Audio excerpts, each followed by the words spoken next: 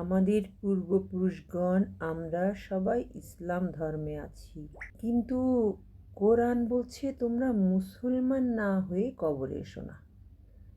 মুসলমান আসলে কেমন হতে হয়, কেমন হলে তাকে মুসলমান বলে, কি কর্ম করলে তাকে মুসলমান বলে আমি জানি না।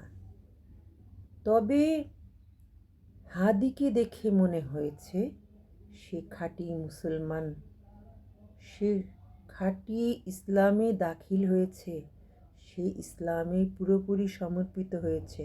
তার কর্ম, তার কথা, তার আচরণ, তার ধ্যান ধারণা এটাই প্রমাণ হয়েছে। হাদি একজন খাঁটি মুসলমান ছিল। কোরআনে বলছে মুসলমান না হয়ে কবরে এসো না। হাদির মতো মুসলমান কজন হতে পেরেছে? বাংলার ঘরে ঘরে হাদির মতো মুসলমান কজন আছে?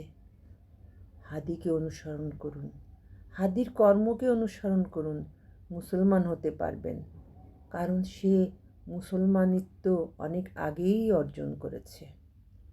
সে একজন খাঁটি মুসলমান ছিল, সে সমর্পিত বান্দা ছিল, সে আল্লাহর প্রতি সমর্পিত একজন বান্দা ছিল, সে খাঁটি মুসলমান ছিল। হাদিকে অনুসরণ করুন, হাদির কর্মগুলোকে অনুসরণ করুন, মুসলমান অবশ্যই হতে পারবেন।